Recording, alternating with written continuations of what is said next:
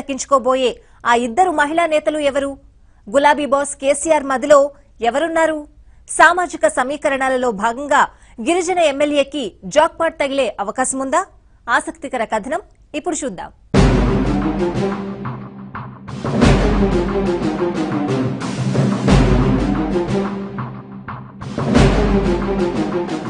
తెలంగాణ మంత్రివర్గంలో ఒక్క మహిళా మంత్రి కూడా లేకపోవడంపై విమర్శలు వస్తున్న సంగతి తెలిసిందే. దీంతో ఇటీవల ముఖ్యమంత్రి కేసీఆర్ ఈ విషయంపై స్పందించారు. ఒక్కరికి కాదు, ఇద్దరు మహిళలకు మంత్రివర్గంలో స్థానం కల్పిస్తామని ఆయన ప్రకటించారు. ఈ ప్రకటనపైనే కొద్ది రోజులుగా రాజకీయ వర్గాల్లో విశ్లేషణలు సాగుతున్నాయి. మంత్రి యోగం పట్టనున్న ఆ ఇద్దరు మహిళా నేతలు ఎవరన్న అంశంపై ఎవరి లెక్కలు వారు వేసుకుంటున్నారు. మరి ముఖ్యంగా ఉమ్మడి ఆదిలాబాద్ జిల్లా ఖానాపూర్ నియోజకవర్గం నుంచి రెండోసారి ఎమ్మెల్యేగా ఎన్నికైన అజ్మీరా రేఖా నాయక్ అవకాశం లభించవచ్చునన్న కోణంలోనూ చర్చలు సాగుతున్నాయి.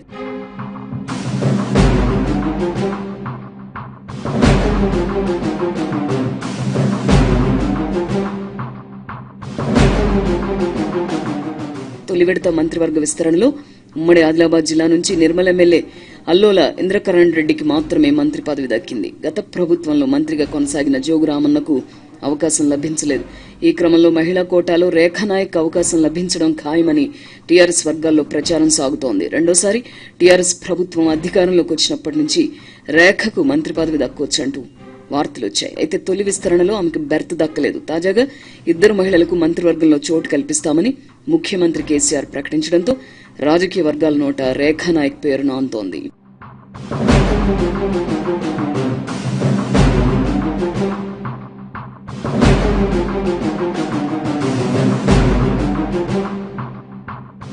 ఇప్పుడున్న పరిస్థితుల్లో మహిళ, గిరిజన, మాదిగ సామాజిక వర్గాలకు ఖచ్చితంగా ప్రాతినిధ్యం కల్పించాల్సిన అవసరం ఉందని పరిశీలకులు అభిప్రాయపడుతున్నారు. పదవుల విషయంలో ఆయా వర్గాలకు అన్యాయం జరిగిందని విపక్ష పార్టీలు ఆరోపిస్తున్నాయి కూడా. ఈ తరుణంలో గిరిజన కోటాలో రేఖా నాయక్ ప్రాతినిధ్యం కల్పించే అవకాశాలున్నట్లు ఒక వర్గం గట్టిగా నమ్ముతోంది. అయితే ఇక్కడే ఆమెకు కొన్ని అడ్డంకులు కూడా ఉన్నాయి. రేఖా నాయక్ తో పాటు Dornakal MLA Redya Naik, Devarakonda MLA Ravindra Naik, Mahabubabad MLA Shankar నాయకులు సైతం మంత్రివర్గంలో చోటుపై ఆశలు పెంచుకున్నారు. వీరికి తోడు డోర్నకల్ మాజీ ఎమ్మెల్యే సత్యవతి రాథోడ్ కు ఎమ్మెల్సీగా కేసీఆర్ ఇటీవల అవకాశం కల్పించారు. ఎమ్మెల్సీగా ఆమె ఎన్నిక లాంఛనమే కావడంతో ఆమె కూడా మంత్రి రేసులో ఉంటారన్న టాక్ వినిపిస్తోంది. వీరందరిలోనూ రెడ్యా నాయక్ సీనియర్, కాంగ్రెస్ హయాంలో మంత్రిగా పనిచేశారు. ఒకవేళ గిరిజన కోటాలో రెడ్యా నాయక్ అవకాశం కల్పిస్తే అదే సామాజిక వర్గానికి చెందిన రేఖా నాయక్ అవకాశం ఉండకపోవచ్చునని కొందరు భావిస్తున్నారు.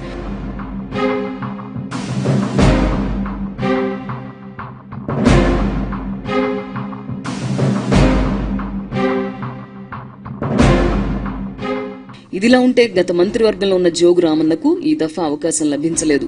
టీఆర్ఎస్ అధినేత కేసీఆర్ కి వీర విధేయుడైన రామన్న మలివిడత విస్తరణపై ఆశ పెట్టుకున్నారు. రామన్నకు గనక అవకాశం ఇస్తే మూడో వ్యక్తికి స్థానం లభించడం కష్టమేనన్న వాదన కూడా ఉంది. పైగా ఖానాపూర్ నియోజకవర్గ భౌగోళిక పరిస్థితి చిత్రంగా ఉంటుంది. నియోజకవర్గ కేంద్రంతో పాటు 4 మండలాలు, నిర్మల్ జిల్లాలో 2 మండలాలు, ఆదిలాబాద్ జిల్లాలో మరో మండలం, మంచిర్యాల జిల్లాలో ఉన్నాయి. ఈ లెక్కన రేఖా నాయక్ 3 జిల్లాల పరిధిలో ఎమ్మెల్యేగా కొనసాగుతున్నట్టు భావించాలి.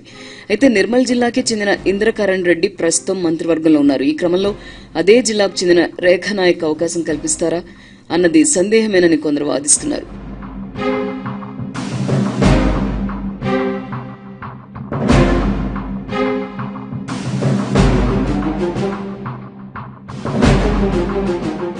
తూర్పునున్న మంచిర్యాల, కుమ్రం భీం జిల్లాలకు మంత్రివర్గంలో ప్రాతినిధ్యం కల్పించాల్సింది. గత ప్రభుత్వంలో ఈ ప్రాంతానికి చెందిన చెన్నూరు ఎమ్మెల్యే ఓదేలు విప్ గా కొనసాగారు. మంత్రులిద్దరూ నిర్మల్, ఆదిలాబాద్ లకు చెందిన వారు కావడంతో ఇక్కడ అడ్మినిస్ట్రేషన్ పరంగా కొన్ని సమస్యలు వచ్చాయి.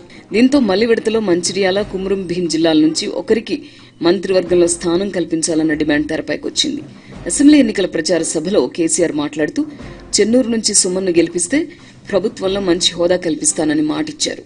ఆ లెక్కను చూస్తే సుమన్ కు మంత్రివర్గంలో స్థానం కల్పించడమో లేక కేబినెట్ హోదా కలిగిన ఏదో ఒక కీలక పదవి ఇవ్వడమో చేస్తారన్న గుసగుసలు వినిపిస్తున్నాయి.